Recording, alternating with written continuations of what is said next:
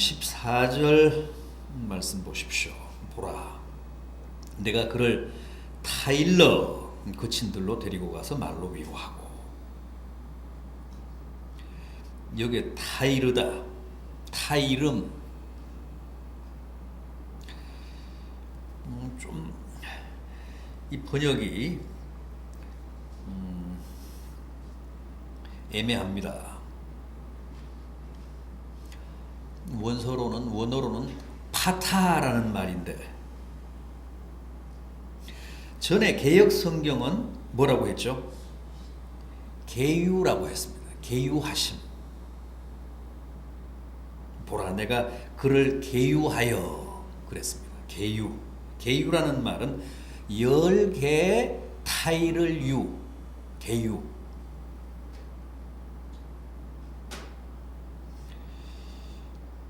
그러니까 이 말씀은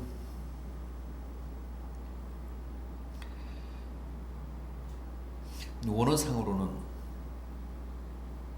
설득하다, 파타, 꾀다, 유혹하다.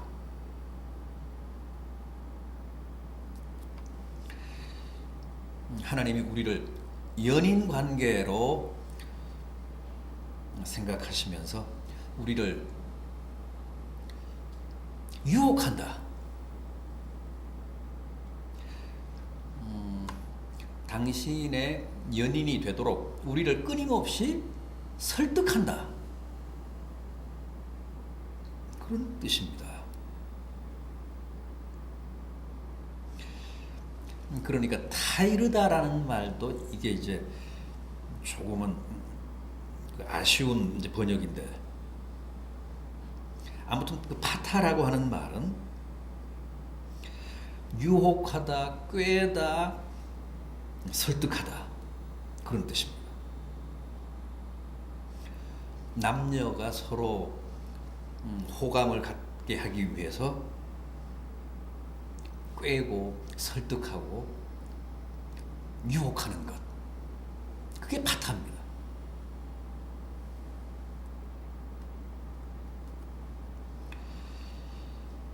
하나님은 우리를 유혹하시는 분이십니다. 우리를 연인으로 생각하시고 당신의 둘도 없는 연인으로 만드시기 위해서 끊임없이 설득하고 이해시키고 꾀고 유혹하시는 분이십니다. 그런데 참 묘합니다. 우리는 세상이 우리를 유혹하면 쉽게 넘어가는데 하나님이 우리를 유혹하면 좀처럼 넘어가질 않습니다. 세상이 우리를 꾀면 쉽게 꾀임에 빠지는데 하나님이 우리를 꾀이시면 좀처럼 그 꾀임에 넘어가질 않습니다. 세상이 우리를 아주 달콤한 말로 설득을 하면 쉽게 설복을 당하는데 하나님은 아무리 우리를 설득을 해도 우리가 설복을 당하지 않는다는 거죠.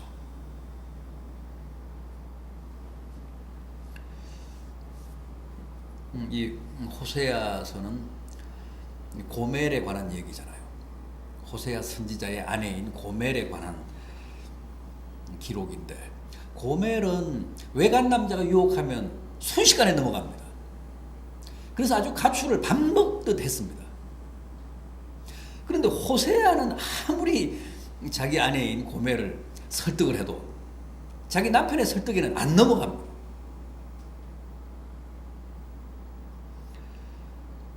그래서 아내 때문에 너무나도 많은 아픔을 겪고 눈물을 많이 흘렸던 선지자가 비운의 선지자로 알려진 호세아잖아요.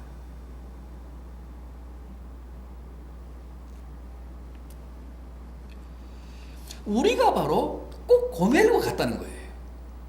하나님 말씀의 그 핵심은 그겁니다. 제발 내가 너의 애인이고 내가 너의 남편이니까 내 꾀임에 좀 빠져라. 세상 유혹에 넘어가지 말고, 세상 유혹에 빠지지 말고, 내가 너희를 설득하고 내가 너희를 꾀고 내가 너희를 유혹할 때 내 유혹에 좀 넘어가라, 빠져라. 내 유혹을 좀 당해라.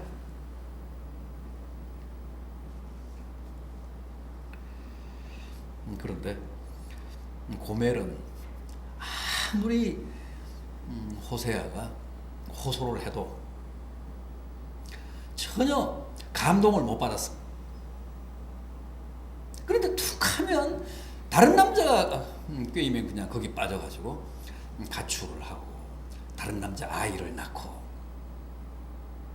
하나님은 다시 호세아를 보내서 몸값을 주고 다시 사와라. 그래서 재산까지 다 날리고, 그 짓을 계속 반복하니까.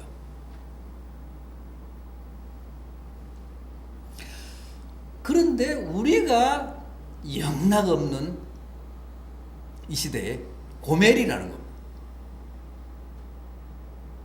그러면서 하나님이 제발 내 유혹에 좀 빠져라. 내 유혹에 좀 넘어가라. 세상 유혹에 빠지면 그건 멸망이지만 내 유혹에 빠지면 너는 산다. 너는 새로운 인생을 살 수 있다.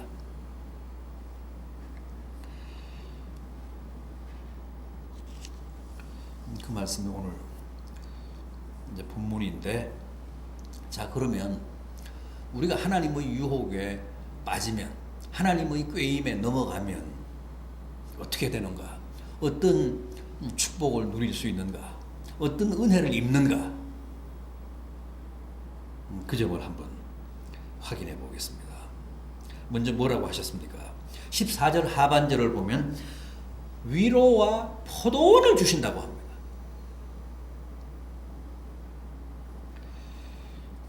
내가 그를 유혹해서 거친 들로 데리고 가서 말로 위로하고, 15절 비로소 거기에서 포도원을 주겠다.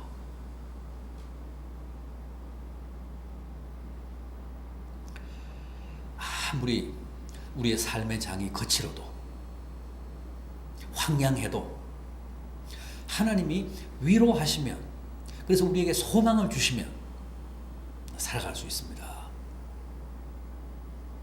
아무리 우리의 삶의 장이, 이 땅이 척박해도 하나님이 우리를 부단히 위로하시며 격려하시면 살만합니다.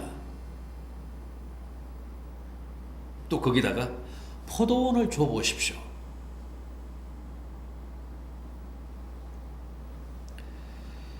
포도원을 주신다는 얘기는 우리의 생활을 보장해 주시겠다는 뜻입니다.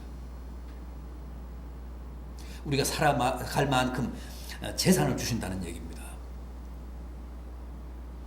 위로하심으로 우리의 마음을 보듬어 주시고, 포도원을 주심으로 우리의 생활을 보장해 주시겠다는 약속입니다. 그렇지 않습니까? 아무리 세상이 거칠고 척박해도 이 두 가지 있으면 살잖아요. 하나님이 우리를 부단히 격려하시고 위로해 주시고 용기를 북돋워 주시고, 그 다음에 포도원을 주사 우리의 생활을, 우리의 삶을 보장해 주시면 살 수 있잖아요. 우리가 하나님의 유혹에 빠지면, 하나님의 설득에 설복을 당하면 제일 먼저 이 두 가지를 축복해 주신다고 합니다. 거친 들에서도, 황량한 삶의 장에서도 우리의 마음을 위로하심으로 무너지지 않게 해주시고, 또 잘 다듬고 가꾼 포도원을 주심으로 우리의 생활을 보장해 주신다고 합니다.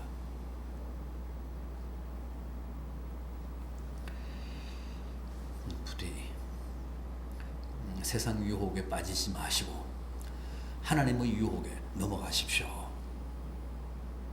그래서 약속하신 대로 위로와 포도원의 은혜와 축복을 누리십시오.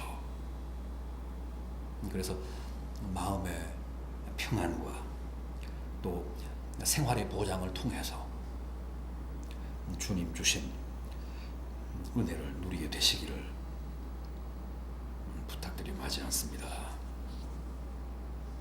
또 뭐라고 하셨습니까?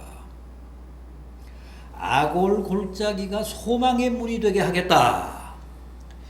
15절을 보십시오. 15절 중하반절 보면 악올 골짜기로 소망의 문을 삼아 주리니, 거기서 응대하기를 어렸을 때에 애굽 땅에서 올라오던 날과 같이 하리라. 악올 골짜기는 어떤 곳인지 아시죠? 요단강 서편 여리고 위쪽에 자리하고 있는 깊은 계곡입니다. 천길 벼랑입니다. 예루살렘에서 그 배출되는 쓰레기를 거기다 이제 쏟아 부으면 나중에 그게 쌓이면 거기서 이제 소각을 합니다. 뿐만 아니라 이 아골 골짜기는 한때 몰록이라는 우상을 섬기는 사람들이 그 인신 예배를 드렸던 곳입니다. 사람을 태워서 몰록 신에게 제물로 바쳤던 곳입니다. 또 아간이 여기서 처형을 당했잖아요. 그 아이성에서 이스라엘 백성들이 전쟁에 패하고 거기서 아간이라는 사람을 처단한 곳. 그러니까 아주 악명 높은 죽음의 골짜기가 바로 아골 골짜기입니다. 그래서 이스라엘 사람들에게는 아골 골짜기 하면 실패와 좌절과 고통과 죽음의 골짜기로 인식이 됐습니다. 그야말로 절망의 나락, 아골 골짜기. 그런데 우리가 하나님께 설득을 당하면, 설복을 당하면, 우리가 하나님의 유혹에 넘어가면 그 지옥 같은 아골 골짜기가 더 이상 절망의 계곡이 아니라 죽음의 문이 아니라 소망의 문이 되게 하시겠다는 겁니다. 아골 골짜기로 소망의 문을 삼아주겠다.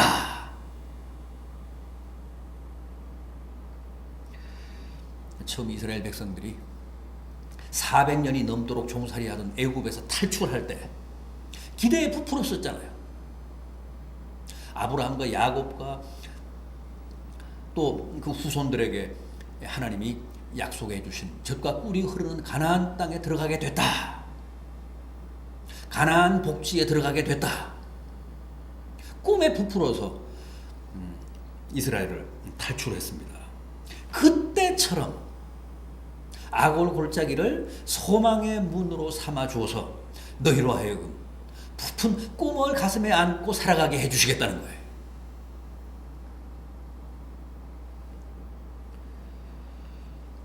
혹 지금도 아골 골짜기와 같은 절망감 느끼며 사시는 분 계십니까? 아골 골짜기에서 울고 계시는 분 계십니까? 더 이상 희망도 미래도 없다고 생각하시며 참담한 좌절 가운데 계시는 분 있습니까? 하나님의 유혹에 빠지십시오. 하나님의 설득에 설복을 당하십시오. 하나님의 꾀임에 넘어가십시오. 그러면 아골 골짜기로 내가 소망의 문을 삼게 하겠다. 다시 꿈을 되찾게 하시겠다는 겁니다. 희망에 부풀게 하시겠다는 겁니다. 미래가 있게 하시겠다는 겁니다. 이스라엘 백성들이 가나안 복지에 들어갈 꿈을 안고 가슴이 벅차서 모세의 영도로 애굽을 탈출했던 것처럼 그런 꿈을 가슴에 품고 살아가게 해주시겠다고 말씀합니다.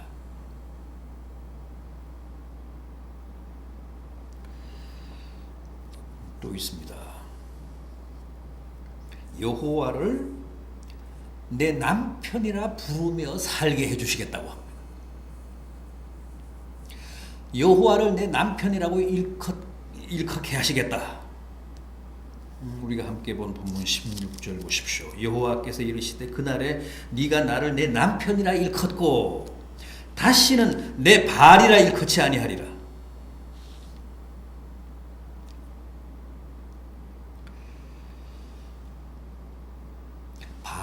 꾀임, 바알의 유혹에 넘어가면 바알이 내 남편이 됩니다. 세상의 유혹에 빠지면 세상이 내 남편이 되고 마귀의 게임에 빠지면 마귀가 내 남편이 됩니다. 그런데 여호와의 유혹에 빠지면, 여호와의 게임에 빠지면 여호와가 우리의 남편이 됩니다. 여호와는 간절히 우리가 당신의 신부가 되기를 바라십니다. 그래서 우리가 달아날 때마다 다시 찾아오시고 다시 찾아오시고 비싼 몸값을 지불하시며 온갖 희생을 다 감수하시며 우리를 다시 찾아오십니다. 그렇게 해서 어떻게든 우리가 다 여호와를 남편으로 부르며 남편으로 삼고 살아가기를 바라십니다. 여호와의 유혹에 빠지면, 넘어가면 여호와가 우리의 남편이 되고 우리는 다 여호와의 신부들이 됩니다. 그러니까 누구의 꾀임에 빠지냐가 결국 누가 우리의 남편이 되느냐를 결정하는 거죠. 여호와의 유혹에 넘어가서 여호와를 우리의 남편으로 삼으면 우리는 정말 행복해집니다. 우리는 더 바랄 게 없어집니다. 어떻게 판검사 남편을 여호와와 비교할 수 있겠습니까? 어떻게 의사 변호사를 여호와와 비교할 수 있겠습니까? 여호와가 우리의 남편이 되면 우리가 어떻게 됩니까? 여호와의 모든 것이 우리의 것이 됩니다. 여호와의 모든 것을 우리가 누리게 됩니다. 그래서 여호와가 내 남편이다. 그렇게 일컬을 수 있다는 사실은 우리에게 너무나도 엄청난 축복이 된다는 겁니다. 부디 여호와의 꾀임에 빠지십시오. 여호와의 유혹에 꼭 넘어가십시오. 그래서 여호와의 신부들이 되십시오. 여호와를 내 남편으로 부르십시오. 그래서 여호와의 모든 것을 여러분들이 누리시는, 여러분들이 향유하시는 복된 인생, 복된 성도들이 되시기를 진심으로 기원합니다. 기도하시겠습니다.